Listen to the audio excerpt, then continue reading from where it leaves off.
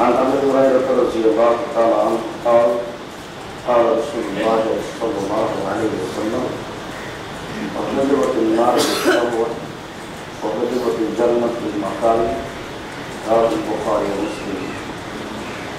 عن أبي هريرة رضي الله تعالى عنه قال قال رسول الله صلى الله عليه وسلم الدنيا سجن المؤمن وجنة الكافر رواه البخاري ومسلم. نبي سعيد الخدري رضي الله تعالى عنه قال قال رسول الله صلى الله عليه وسلم الدنيا غدوة خاضعة. قال الله تعالى وإني مستخلفكم فيها وينظر إليكم كيف تعملون فاتقوا الدنيا واتقوا النساء رواه البخاري ومسلم.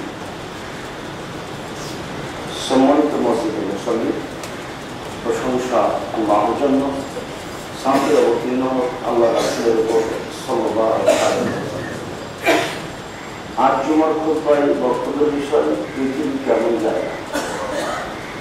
পৃথিবী কেমন জায়গা এ সম্পর্কে গুরুত্বপূর্ণ তথ্যবহন বিবরণের চেষ্টা করব ইনশাআল্লাহ আজই। পৃথিবী হয়তো আমাদের ধারণা দিচ্ছে পৃথিবী এর আরবি শব্দ হচ্ছে দুনিয়া। দুনিয়া শব্দটি দোনোধন দান কে নির্গত, যার অর্থ হচ্ছে নিকটে। পৃথিবী আমাদের খুব নিকটে। এরপরে আর একটা সময় আসছে, সেটা হচ্ছে আখিরাত, পরকাল।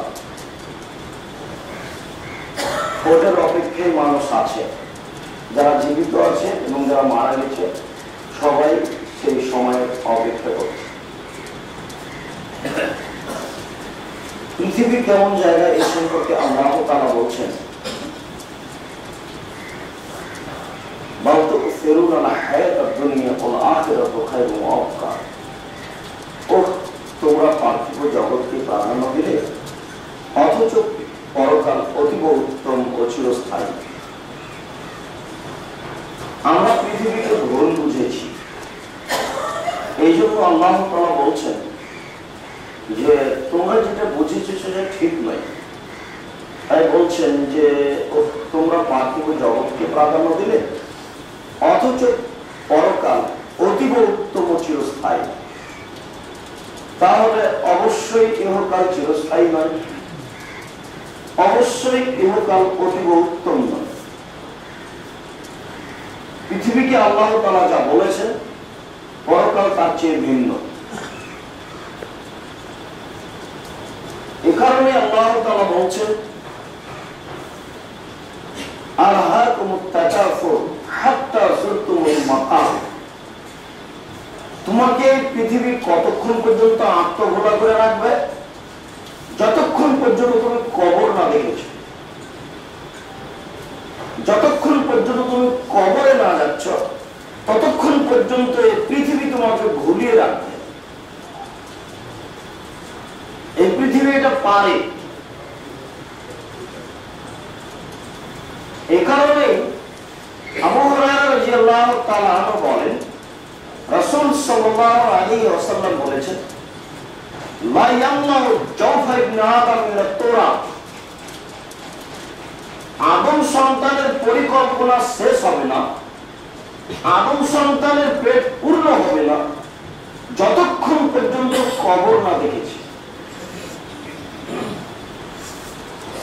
কবর দেখলেই সে বুঝতে পারবে যে আমার পেট পূর্ণ হয়েছে, আমার এখন হিসাব নিকাশ শেষ, দুনিয়াতে যা ভাবছিলাম তার লাগবে না। আল্লাহ তাআলা বলছেন কাল্লা সাউফা তা'লামুন, কখনো নহে, তোমরা যদি জানতে। সুম্মা কাল্লা সাউফা তা'লামুন, আবারও বলছি কখনো নহে, তোমরা অচিরে জানতে পারবে এই ভুল বুঝাবুঝির পরিণতি।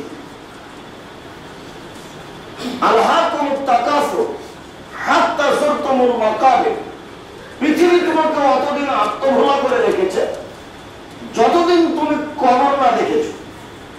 কাল্লা সাউফা তা'লামুন, কখনো নয় তোমার পৃথিবীর পিছনে পড়ে থাকা ভুল হচ্ছে, তুমি বুঝবে কখন? অচিরে জানবে। সুম্মা কাল্লা সাউফা তা'লামুন, আমি আবারও বলছি, কাল্লা কখনো নয় তুমি যা বুঝেছো ভুল বুঝেছো, সাউফা তা'লামুন অচিরেই তুমি জানবে এই ভুল বুঝাবুঝির পরিণতি।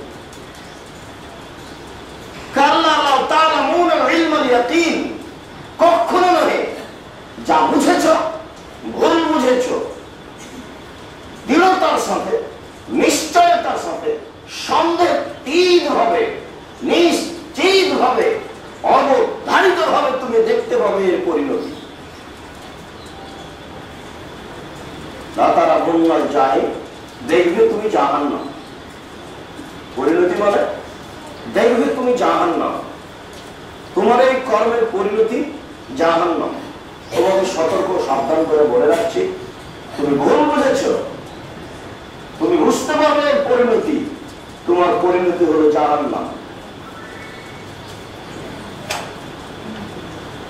আল্লাহ তাআলা অত্র সূরার শেষ অংশে বলছেন, লাতুসআলুন্না ইয়াওমাইযিন আনিন নাঈম, যেদিন তোমার পরিণতি জাহান্নাম হবে সেদিন তোমাকে অনেক কিছু জিজ্ঞাসা করা হবে। এমনকি তুমি এক ঢোক পানি পান করেছো, এটার জবাব আমাকে দিতে হবে, ওই পানি আমার। পৃথিবী তুমি অনেক ভোগ করেছো, এক ঢোক পানি পান করেছো, এটা আমাকে বুঝাতে হবে, সে পানি আমার, আমাকে বুঝাতে হবে। তাই রাসূল সাল্লাল্লাহু আলাইহি ওয়াসাল্লাম বলছেন, লাউ কানাতিদ দুনিয়া তাদিলু মিসলা জানাহা বাউজাতিন, সারা পৃথিবীর মূল্য যদি আল্লাহর কাছে একটা মাছের ঝরে যাওয়া ডানার সমান হতো, সারা পৃথিবীর মূল্য যদি একটা মাছের ঝরে যাওয়া ডানার সমান হতো, মা সাকা কাফিরা মিনহা শারবাতান, তাহলে আল্লাহ তাআলা যারা তাকে মানে না তাদেরকে এক ঢোক পানি পান করতে দিতেন না। পৃথিবীতে পানি পান করার সুযোগ পাচ্ছে কেন? সর্ব ধরনের অন্যায় করার সুযোগ পাচ্ছে কেন? আল্লাহ তাআলা পৃথিবীর দাম দেন না। আল্লাহ বলছেন, আমি পৃথিবীকে মূল্যায়ন করি না, পৃথিবীর আমার কাছে কোনো দাম নেই। আমি যদি পৃথিবীর দাম দিতাম একটা মাছের ডানার সমান, আমি যদি বিশাল পৃথিবীর দাম দিতাম একটা মাছের ডানার সমান, তাহলে আমাকে মানে না যারা, তাকে আমি এক ঢোক পানি পান করতে দিতাম না। আমি দাম দিই না বলেই এই পৃথিবীকে সবাই ভোগ করছে অন্ধভাবে, যা তার জন্য ভুল। পৃথিবী তাকে প্রতারণা দিচ্ছে, সে বুঝে না পৃথিবী কেমন জায়গা।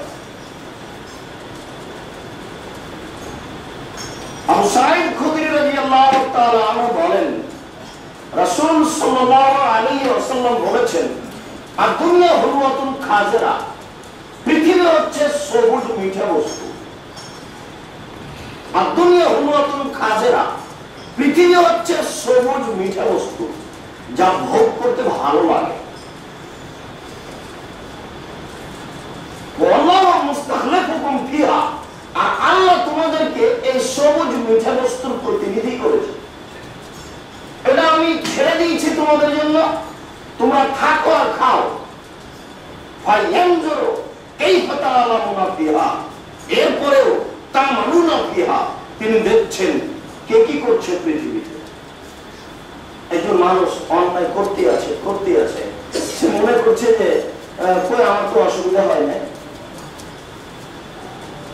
নীতিগতভাবে সুদ খাচ্ছে, নীতিগতভাবে জেনা করছে, সকলের সাথে তার সম্পর্ক, কই তার তো কোনো সমস্যা হয় না, ও তো অন্যায় করেই যাচ্ছে। বহু নারী, বহু পুরুষ, বহু পাপের সাথে জড়িত, সে তো বুঝতে পারে না, সে তো মনে করছে আমার তো কিছু হয় না।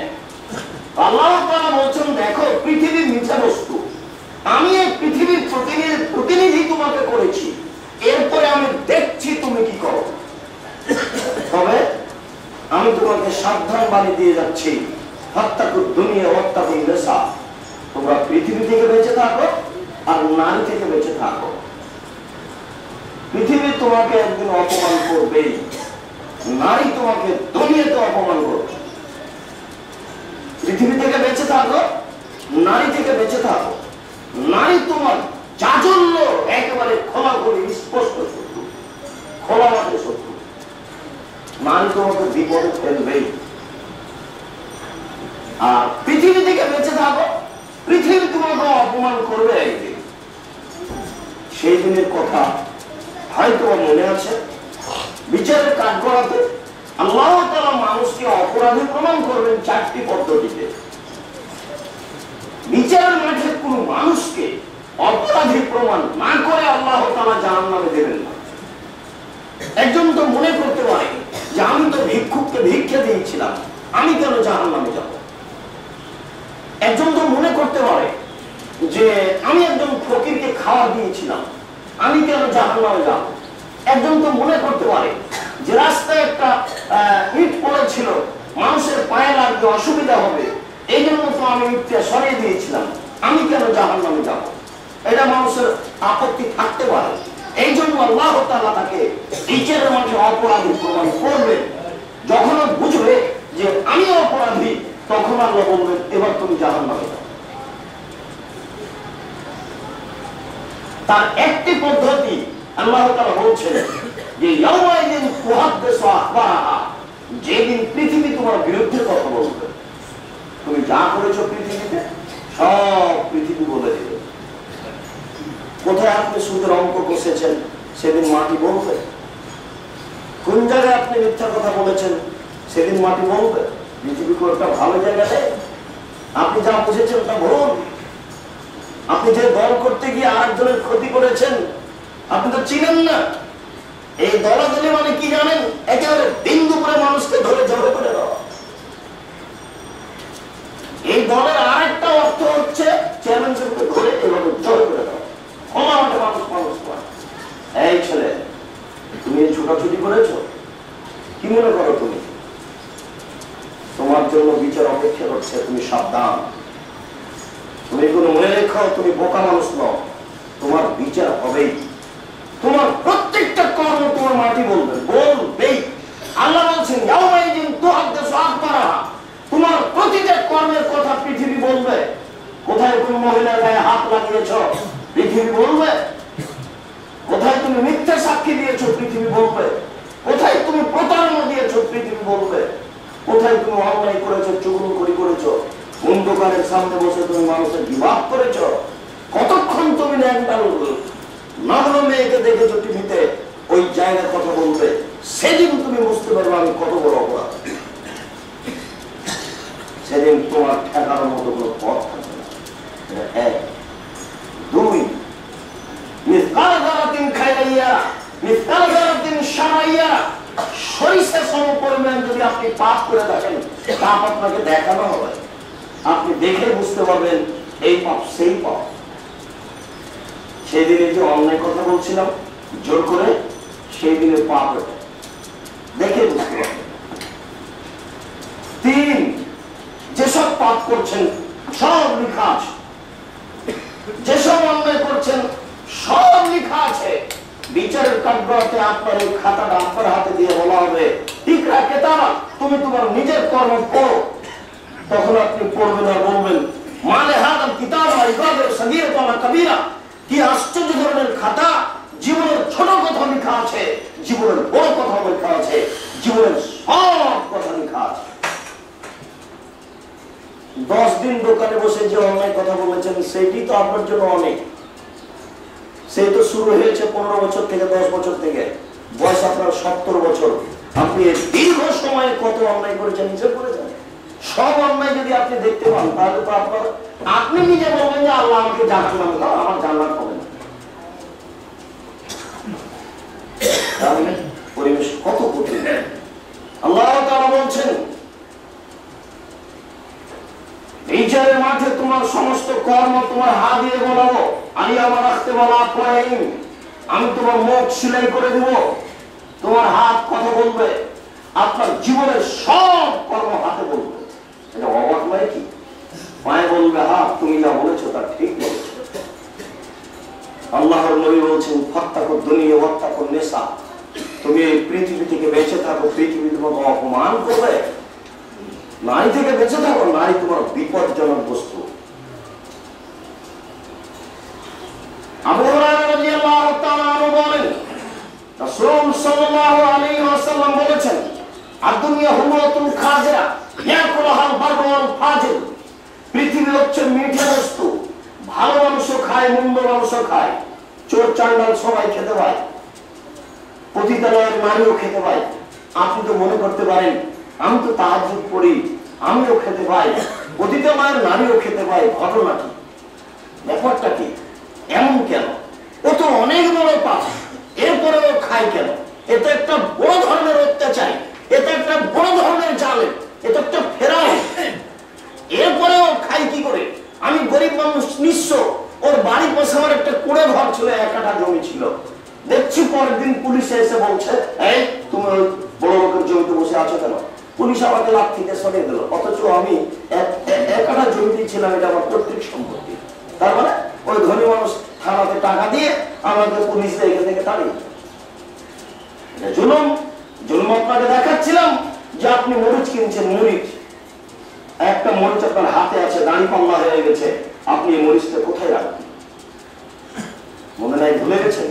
বলছিলাম আপনাকে যে দাঁড়ি পাল্লা হয়ে গেছে, মরিচটা আপনার হাতে আছে, আপনি কোথায় রাখবেন? যদি আপনি আপনার পাল্লায় রাখেন, আপনার ব্যাগে রাখেন, এটা হলো জুলুম। এই জুলুমের জবাব দিতে পারবেন না বিচারের মাঠে। জমি দখলের জবাব দিবেন কি? খুব কঠিন, খুবই কঠিন। মানুষ তো বুঝতে পারে না। এই জন্যই আমি যখন তখন আপনার এই বক্তব্যের এক পর্যায়ে বলি, যারা দায়িত্ব পালন করেন, যারা সমাজের সর্দার, গ্রামের সর্দার, যারা চেয়ারম্যান, যারা মেম্বার, যারা এমপি, যারা মন্ত্রী, তাদের জন্য কিয়ামতের মাঠ খুবই ভয়াবহ। একটা জেনাকারের জন্য এত ভয়াবহ নয়, একটা সুদখোরের জন্য এত ভয়াবহ নয়। কেন? যদি সুদ খুব কঠিন পাপ, সুদ খুবই কঠিন পাপ, ওর ভাষা শুনতে কেমন লাগে। আল্লাহ রাসূল বলছেন মায়া করো দিরহাম রেবা ওয়া ইয়ালাম আসাদু মিন সিত্তাতি ওয়া সালাসিনা জিনিয়া, কে যদি জেনে শুনে 1 টাকা সুদ খায়, 36 বার জেনা করে যত পাপ হবে, 1 টাকা সুদ খেলে তার চেয়ে বেশি পাপ হবে। আল্লাহ রাসূল বলছেন রেবা সাবুনা জুজান আইসারা আইন করে জুলুমাহ, সুদের পাপের 70টি ভাগ হয়েছে, ছোট ভাগ হলো মার সাথে জেনা করলে যেমন পাপ হয়।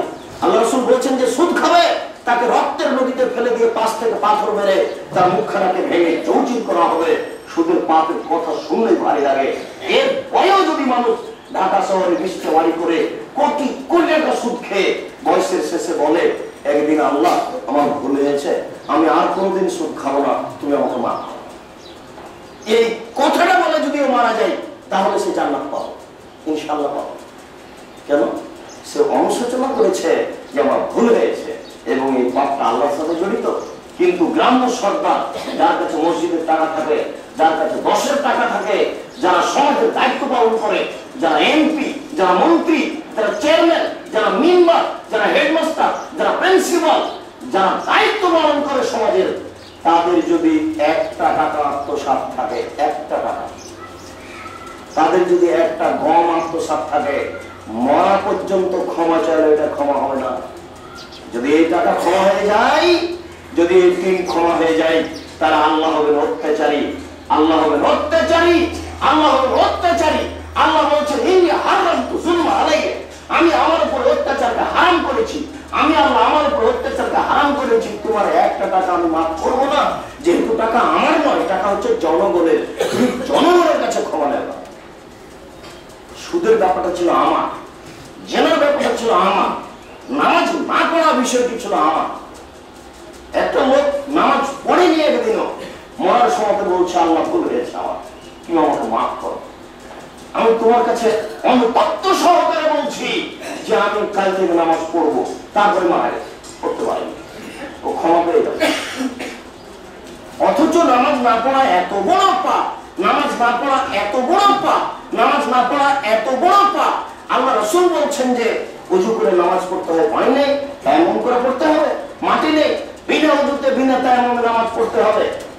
আপনার ওই পশ্চিম দিকে মুখ করে নামাজ পড়তে হয়, পশ্চিম বোঝা যায় না, বিনা পশ্চিমে নামাজ পড়তে হবে। দাঁড়িয়ে থেকে নামাজ পড়তে হয়, দাঁড়িয়ে থাকা যায় না। বসে থেকে নামাজ পড়তে হবে, বসে থাকা যায় না। শুয়ে থেকে নামাজ পড়তে হবে। পরিষ্কার কাপড় পরে নামাজ পড়তে হয়, পরিষ্কার কাপড় নেই।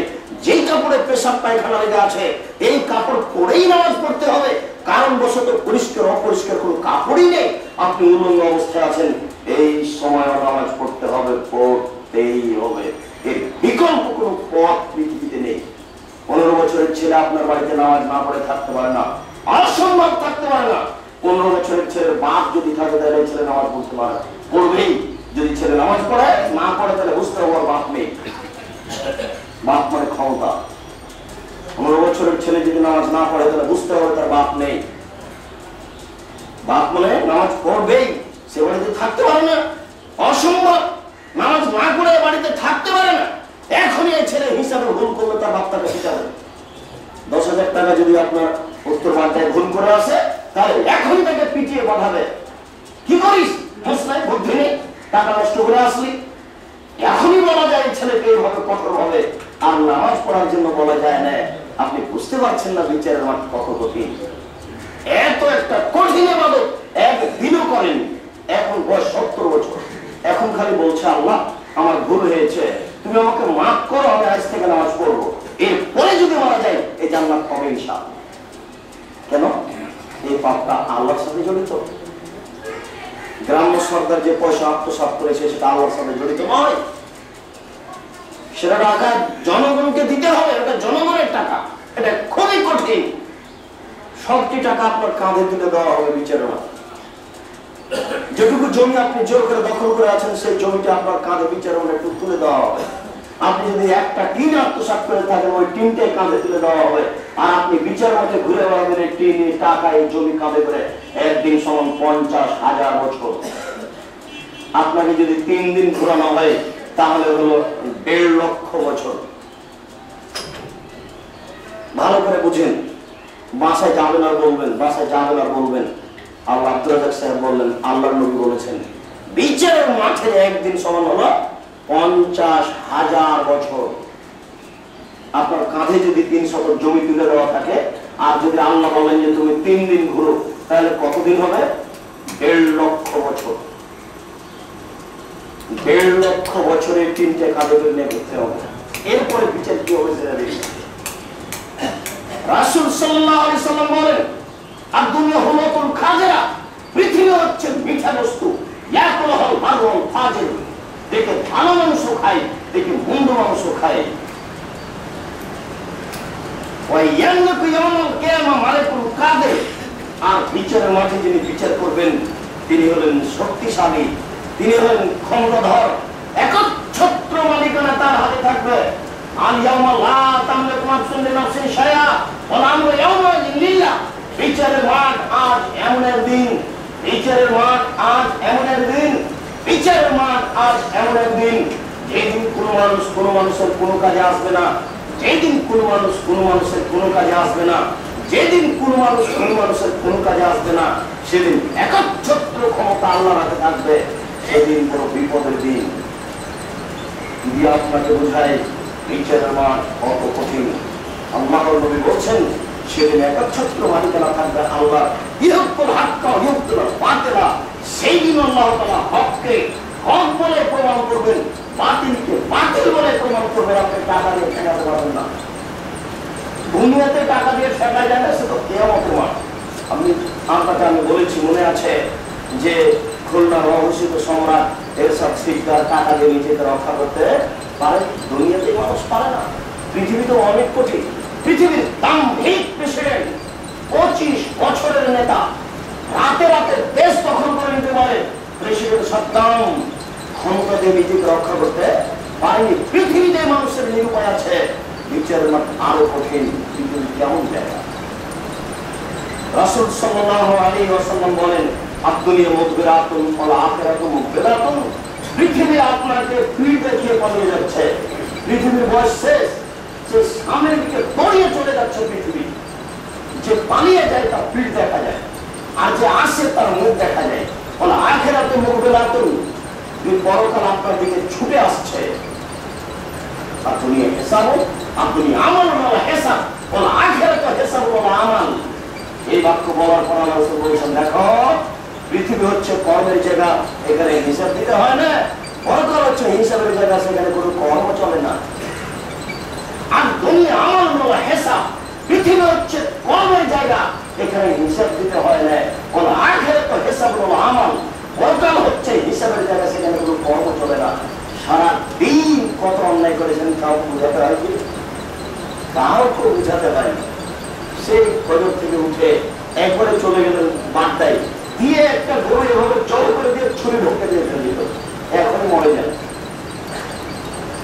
তারপরে আপনি প্রত্যেক দাঁড়িতে 50-100 করে গোস্ত কম দিচ্ছেন এই সারা দিন অন্যায় করলেন জুয়াচুরি আর রুদ্র রাজার অন্যায় অবিচার আর জেনা চুরি এখন রাত্রি 11টার সময় শুতে যাচ্ছেন এখন পর্যন্ত কাউকে হিসাব দিতে হচ্ছে কেউ হিসাব নেয় নেয় টিভিটা চালু করে দিয়েছেন চলছে চলছে চলছে রাত 2টায় বন্ধ করেছেন 3টায় বন্ধ করেছেন সকাল 8টায় উঠলেন কেউ জিজ্ঞাসা করছে যে কেন এটা আল্লাহ নবী বলছেন আর দুনিয়া আমার হিসাব ইহকাল হচ্ছে কর্মের জায়গা এখানে কোনো হিসাব লাগে না আর আখিরাত হিসাব হলো আমল পরকাল হচ্ছে হিসাবের জায়গা সেখানে কোনো কর্ম চলে না সেদিন বুঝাতে হবে সম্পূর্ণ সময় আল্লাহ নবী বলছেন ভাই সুলক কালাম মানে আদম হাত্তা ইসলাম খামস বিচারের কাঠগড়াতে আদম সন্তানের পাকে হিলতে দেওয়া হবে না 5টি জিনিস জিজ্ঞাসা করার পূর্বে বিচারের মাঠে আদম সন্তানের পাকে লড়তে দেওয়া হবে না 5টি জিনিস জিজ্ঞাসা করার পূর্বে তার একটি হচ্ছে আনুমানিক তার বয়সকে গোটা জীবন বুঝাতে হবে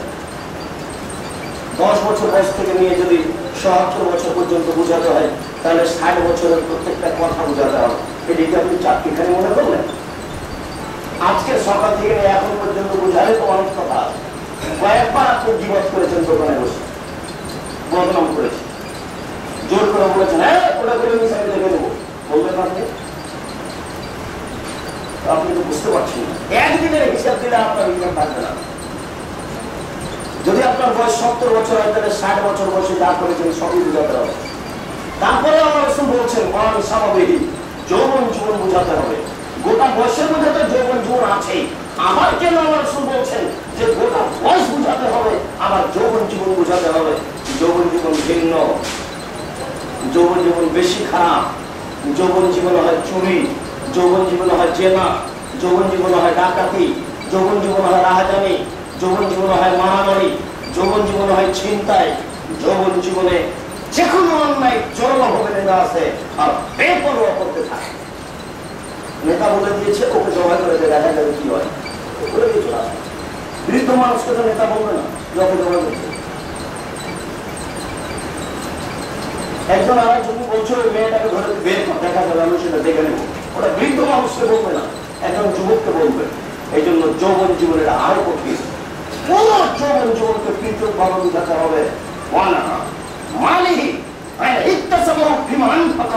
তার টাকা কোথায় ইনকাম করেছে কোথায় ব্যয় করেছে দুটোই বোঝাতে হবে আয় বোঝাতে হবে ব্যয় বোঝাতে হবে আপনাকে আমি বোঝাতে পারবো কি এটা কত কঠিন আপনাকে আমি বোঝাতে পারবো যে মানুষের কারো ঘাম হবে কিয়ামতের মাঠে টাকনো পর্যন্ত কারো হবে হাঁটু পর্যন্ত কারো কমর পর্যন্ত কারো হবে গলা পর্যন্ত শরীরের ঘাম যদি গলা পর্যন্ত হয় তাহলে কি আপনাকে আমি বোঝাতে পারবো মাঠটা কত কঠিন কি এমন হলে মানুষের ঘাম গলা পর্যন্ত হতে পারে মানুষের ঘামই যদি গলা পর্যন্ত হয় তাহলে কি দিয়ে আপনাকে আমি বোঝাবো পরিস্থিতি কত কঠিন বিষয়টি বোঝানো খুবই কঠিন রাসূল সাল্লাল্লাহু আলাইহি ওয়াসাল্লাম বলেছেন মানুষ বুঝছে না না বুঝে পৃথিবীতে এভাবে প্রাণকে প্রাধান্য দিচ্ছে এই জন্য বড় বিপদ রয়েছে আল্লাহ তুমি বড় দয়াবান তুমি বড় রহমান তুমি বড় ক্ষমাবান তুমি বড় শক্তিশালী তুমি আমাদের প্রতি এত দয়া করো তুমি আমাদেরকে হক পথে চলার তৌফিক দান করো আল্লাহুম্মা আমিন আল্লাহুম্মা সাল্লি আলাইহি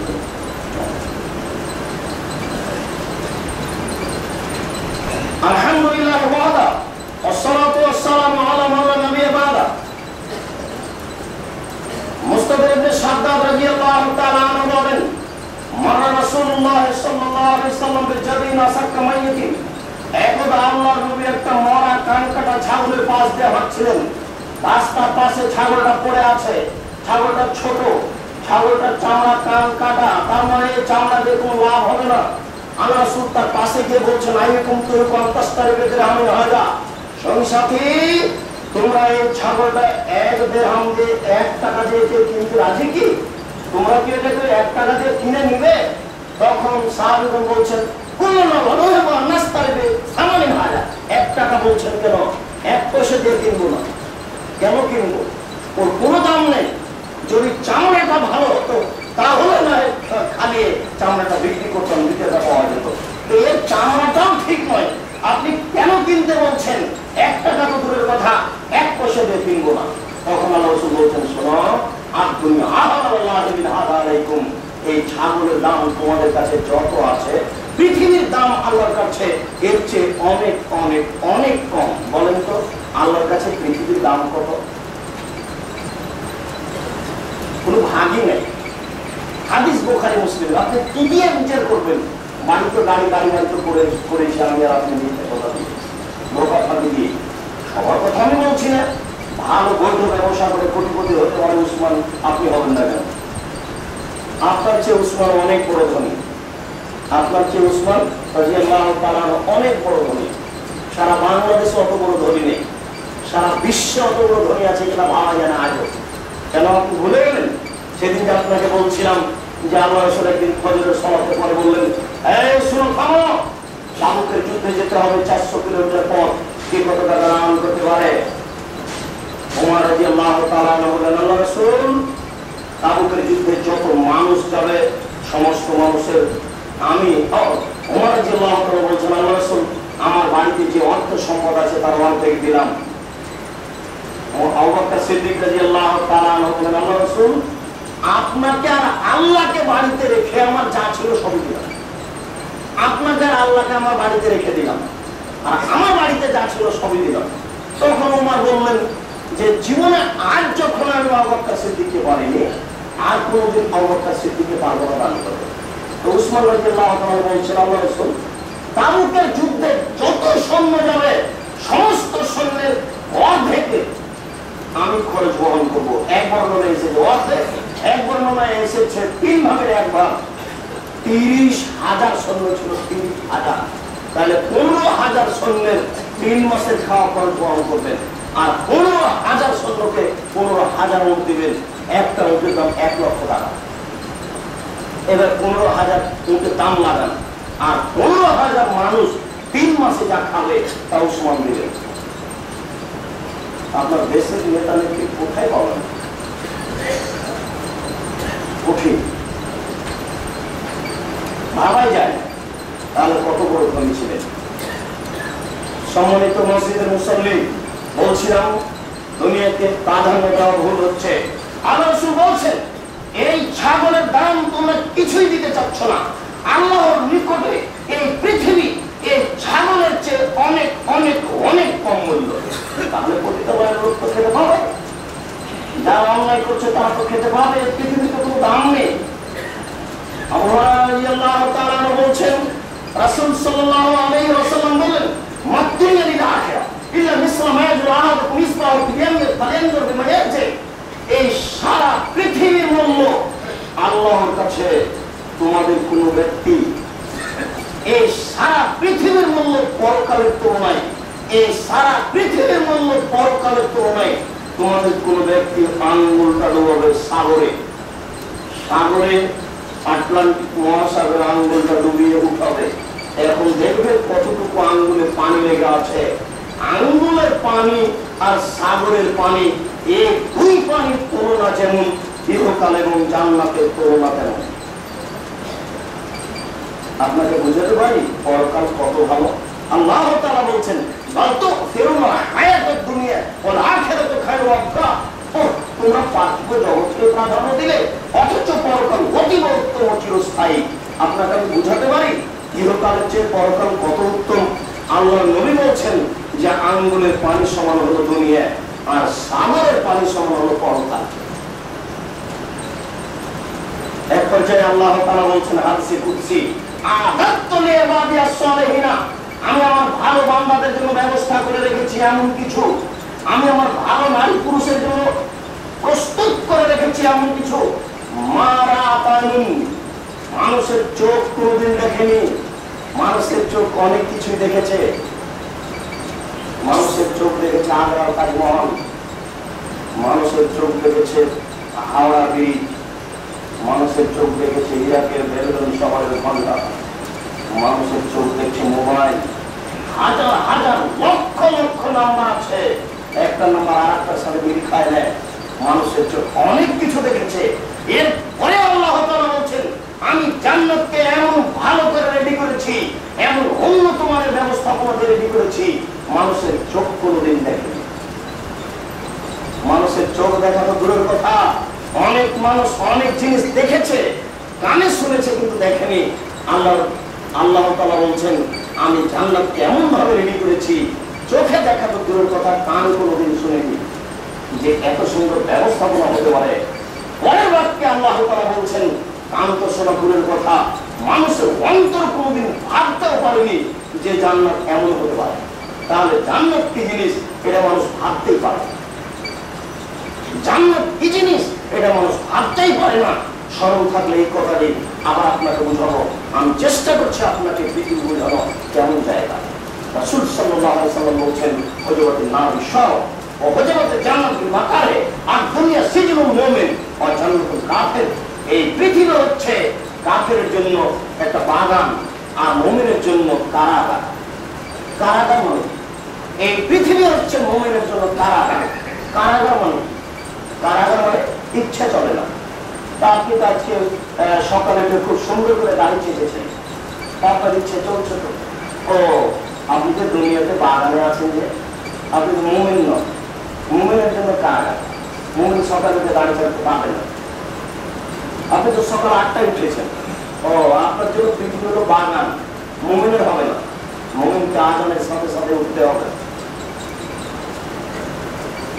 আপনি তো মসজিদে ঢোকার সময় বাম পায়ের জুতা খুলেছেন না, বাম পায়ের জুতা খুলতে পারবেন না। ডান পায়ের জুতা খুলেছেন, আপনি তো ডান পায়ের জুতা খুলতে পারবেন না। আপনাকে খোলার সময় বাম পায়ের জুতা খুলতে হবে। আপনি কারাগারে আছেন, কোন কাজ আপনার ইচ্ছা মতো চলে না। সব কাজ মুহাম্মদ সাল্লাল্লাহু আলাইহি ওয়াসাল্লামের ইচ্ছায় চলতে হবে। পৃথিবীতে একজন মানুষের ইচ্ছায় চলতে হবে, যার নাম মুহাম্মদ সাল্লাল্লাহু আলাইহি ওয়াসাল্লাম। আপনি সকাল থেকে কত অন্যায় করেছেন তার হিসাব নাই। আপনার চোখের সঙ্গে আপনার মেয়েটা চলে গেল কলেজে অন্য কথা করে, আপনি দেখেছেন? আপনি যখন বাড়ি থেকে বেরিয়ে আসেন তখন আপনার ছেলে মোবাইলে গান বাজাচ্ছে, আপনি দেখেননি? পৃথিবী নাকি কারাগার, বুঝতে পারেন না কারাগার কাকে বলে? কারাগার মানে আপনার কোনো কাজ এরকম চলে না। আপনার চোখের সামনে আপনার বাচ্চাই বলে মোবাইলে গান বাজাতে পারে না, যেটা কারাগার আপনার জন্য।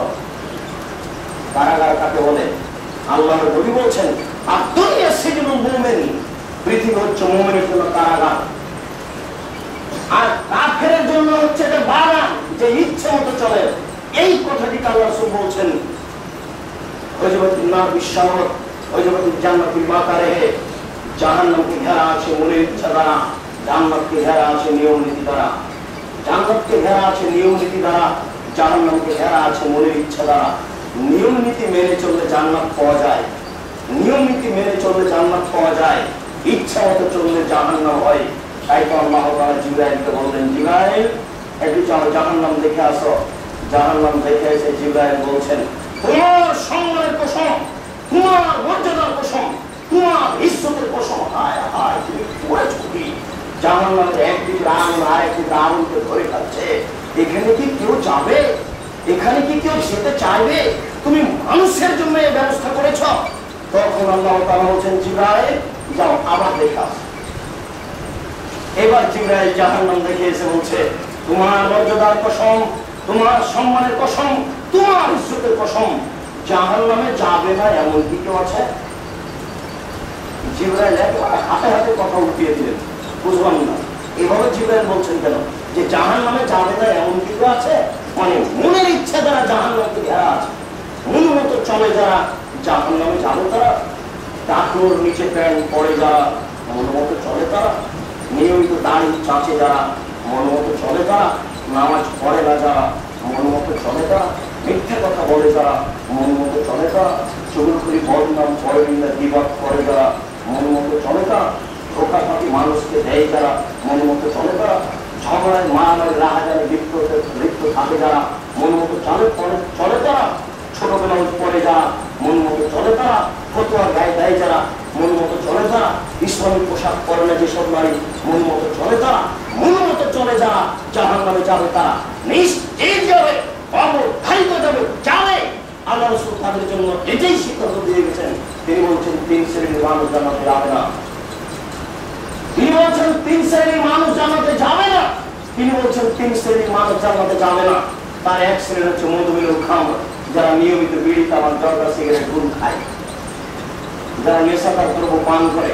আজকে থেকে এই মসজিদের কোন মুসলিম বিড়ি তামাক জর্দা খেতে পাবেন না, সিগারেট খেতে পাবেন না, আপনার উচিত নয়। আপনি মুসলিম নন, আপনি মাথা মতো করতে পারেন না। আজ থেকে আপনার সিগারেট খান, আপনি দোকানে বসে সিগারেট খান, পান করতে পারবেন না। শুনুন, বিড়ি তামাক জর্দা সিগারেট গুল পান করে যারা তারা জান্নাতে যাবে না। সিদ্ধান্ত 1450 বছর পূর্বে হয়েছে, 1450 বছর পূর্বে সিদ্ধান্ত পাস হয়েছে। আপনি আজকে ত্যাগ করুন, আপনাকে সতর্ক সাবধান করে যাচ্ছি। রাসূলের পক্ষ থেকে, আমাদের পক্ষ থেকে আপনাকে করজোড়ে অনুরোধ করতে চাই, আপনি আর কোনদিন বিড়ি তামাক জর্দা সিগারেট পান করিয়েন না। মন মতো চলা ত্যাগ করুন। 2, পুরুষের বেশধারী নারী জান্নাতে যাবে না। পুরুষের বেশধারী নারী জান্নাতে যাবে না। যারা প্যান্ট করে চলে তারা জান্নাতে যাবে না।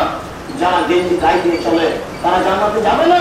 যারা পুরুষের জুতা স্যান্ডেল পরে চলে তারা জান্নাতে যাবে না। যারা নগ্ন পোশাক পরে চলে তারা জান্নাতে যাবে না। এই কথাই নবী বলছেন, নেশাউন মহিলা কাছে এত কাপড় পরে থাকে আর এত নুরুঙ্গ। এই কথাই নবী বলছেন, নেশাউন মহিলা কাছে এত কাপড় পরে থাকে আর এত নুরুঙ্গ লাইট খুলবার জানা, এরা জান্নাতে যাবে না। এরা জান্নাতে যাবে না। জান্নাতে তো যাবে না, যাবেই না। 1 মাসের দূরত্ব থেকে যে সুগন্ধি পাওয়া যায় জান্নাতের, সেটাও তারা পাবে না। পৃথিবীকে এইভাবে প্রাধান্য দিয়েন না। আল্লাহ নবী বলছেন, কুনতি দুনিয়ার কান্নাকারী পাহাড়ে সবই, তুমি এই পৃথিবীতে থাকো, তুমি নিজেকে মনে করো অপরিচিত, আমাকে কেউ চিনে না। তুমি নিজেকে মনে করো আমি পৃথিবীতে অপরিচিত, আমাকে কেউ চিনে না। 1 নম্বর বৈশিষ্ট্য আপনার, আপনি আজ থেকে পৃথিবীতে থাকবেন অপরিচিত হয়ে। অত হাট বাজারে যেতে হবে না, অত গল্প জমাতে হবে না, এ আছে সে আছে। আজ থেকে আপনি লুকিয়ে যান। আপনি পৃথিবীতে থাকেন একজন অপরিচিত মানুষ, 1 নম্বর গুণ। 2, আপনি এই পৃথিবীতে একজন পথী। আপনি নিজেকে মনে করবেন না যে আমার গাড়ি বাড়ি আছে, অনেক কিছু আছে। একদিন আল্লাহ রাসূল চাটাইয়ের উপরে শুয়েছিলেন। ওই সময় উমর রাদিয়াল্লাহু তাআলা ঢুকেছেন। তখন তিনি চাটাই থেকে উঠে বসলেন। চাটাইয়ের দাগগুলো, খেজুরের চাটাই, দাগগুলো এখানে হয়ে গেছে, ওর দেখা যাচ্ছে। তখন উমর রাদিয়াল্লাহু বলছেন, আল্লাহ রাসূল আপনি তো একটু বলে পারতেন, আমরা আপনার জন্য একটু থাকার ব্যবস্থা করে দিতাম সুন্দর করে। আজকে ইরাক ইরানের মানুষেরা কত উন্নত মানের ব্যবস্থাপনায় থাকছে। তখন আল্লাহ রাসূল বলছেন, ওমর তুমি আমাকে এই কথা বললে, তাদের জন্য পৃথিবী আমাদের জন্য পরকাল, তাদের জন্য পৃথিবী আমাদের জন্য পরকাল। আরেকবার আসলে উমর বলছেন, উমরের ছেলে আল্লাহ রাসূল মাদুরের উপরে শুয়েছিলেন, উঠে বসেছেন, মাদুরের দাগগুলো গায়ে লেগে আছে। তখন আব্দুল্লাহ ইবনে উমর বলছেন, আল্লাহ রাসূল আপনি এইভাবে মাদুরের উপরে শুয়ে আছেন, যার দাগ আপনার গায়ে লেগে গেছে, আপনি বললে তো ভালো ব্যবস্থা করা যেত। তখন আল্লাহ রাসূল বলছেন, আব্দুল্লাহ ইবনে উমর তুমি আমাকে এই কথা বললে, আমি পৃথিবীতে পথিকের মতো, আমি পৃথিবীতে পথিকের মতো। আমার সাথে পৃথিবীর কি সম্পর্ক? আমি যে পৃথিবীতে পথিক, পথিক রাস্তায় চলতে চলতে চলতে চলতে যখন ক্লান্ত হয়েছে, তখন গাছের ছায়া একটু থেমেছে, আবার চলে যাবে। তো গাছের ছায়াটা কি তার স্থায়ী থাকার জায়গা? গাছের ছায়াটা কি তার স্থায়ী থাকার জায়গা? ও ক্লান্ত হয়েছে বলে 10 মিনিট থেমেছে, এরপরে আবার চলে যাবে। আব্দুল্লাহ ইবনে উমর আমি যে পৃথিবীতে পথিক, আমি এই বাড়িতে আছি মানে গাছের ছায়ার নিচে আছি, একটু করে আবার চলে যাব। বলতে এখানে এত ব্যবস্থা কেন লাগবে? না, আপনি পৃথিবীতে থাকুন, আপনি যেন একজন পথিক। এরপরে তিনি বলছেন 3 নম্বর, তুমি নিজেকে কবরের একজন সদস্য ভাবো। কবরের পাশ দিয়ে আপনি হাঁটবেন আর আপনি বলবেন আমিও একজন, আমিও একজন, আমিও একজন। পারবেন না? 3টা কথা বলে গেলাম আজকে। আজকে থেকে পরিবর্তন হতে হবে। সন্ধ্যা পর্যন্ত সুযোগ নেই, এখনই হতে হবে। কেননা সন্ধ্যা পর্যন্ত বেঁচে থাকার বিষয়ে আমরা আপনাকে কিছু বলতে পারছি না। আপনি এখন থেকেই নিজেকে অপরিচিত করার চেষ্টা করুন। এক। দুই, আপনি পৃথিবীতে নিজেকে পথিক মনে করুন। তিন, আজকে তো আপনি এখন ভাবুন যে আমি কবরের একজন সদস্য। এরপরে আপনাকে সতর্ক করে যাচ্ছি, নারীর ব্যাপারে আপনি খুব সাবধানে থাকুন। নারী আপনার জন্য বিপজ্জনক বস্তু, অর্থ সম্পদ আপনার জন্য বিপজ্জনক বস্তু। অর্থ আপনাকে বিপদে ফেলবে। বৈধ পন্থায় উপার্জন করা খুবই কঠিন। আপনি বৈধ পন্থায় উপার্জন করার চেষ্টা করুন, নারী থেকে সাবধান থাকুন। আল্লাহ রাসূল আপনার কথা বলছেন যে তুমি নারী থেকে সাবধান থাকো, তোমাকে নারী বিপদে ফেলবে। তাই তিনি বলেছেন ঠাট্টাকে দুনিয়া অর্থাৎ নেশা, তোমরা নারী থেকে বেঁচে থাকো এবং পৃথিবী থেকে বেঁচে থাকো, পৃথিবী তোমাকে অপমান করবে। আজ খুতবার শেষে আপনার শেষ পরিণতির কথা বলে যায়। মানুষের জানাজা যখন কবরের দিকে যায় তখন তার সাথে তিনটি জিনিস যায়। মানুষের জানাজা যখন কবরের দিকে যায় তখন তার সাথে তিনটি জিনিস যায়, আহালহু ও মালহু ও আমালহু।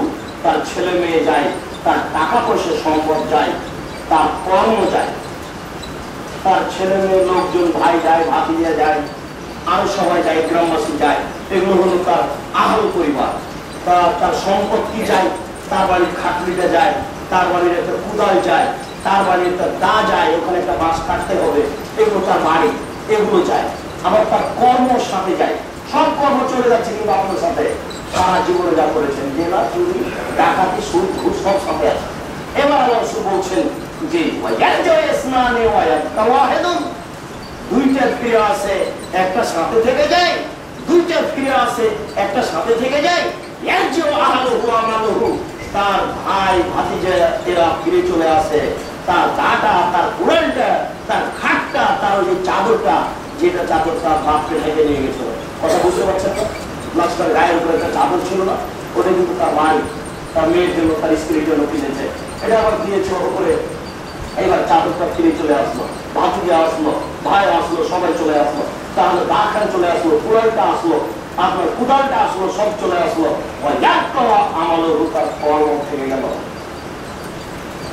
কর্ম আপনার সাথে থাকবে, কর্মের আপনার বিচার হবে। মাসের সকল দর্শনী বিষয়টা কিন্তু ভাবুন। প্রতিপালক তুমি বড় দয়াবান, তুমি বড় রহমান, তুমি বড় ক্ষমাবান। আমরা বুঝতে পারছি আমরা অপরাধী, আমরা গুনাহগার, আমরা খুব বিপদের মধ্যে আছি। তুমি আমাদেরকে সত্যটা বোঝার তৌফিক দান করো আল্লাহ। তুমি বড় শক্তিশালী, তুমি সর্বশক্তিমান, তুমি আমাদেরকে সঠিক পথে চলার তৌফিক দান করো আল্লাহ। আমাদের যারা মারা গেছে তুমি তাদের কবরের শাস্তি মাফ করো আল্লাহ। আমরা যারা অসুস্থ বাড়িতে হাসপাতালে আছি তুমি তাদের আরোগ্য দান করো। আমরা যারা বেঁচে আছি জোরালোভাবে তোমার দরবারে বলছি, তুমি আমাদেরকে, আমাদের পরিবারকে তোমার আসলের পদ্ধতি অনুযায়ী চলার তৌফিক দান করো। এই দাবি, এই দাওয়া, এই দোয়া তোমার দরবারে রেখে আজকে তোমার খুতবা এখানে শেষ করলাম। সাল্লাল্লাহু আলাইহি ওয়াসাল্লাম।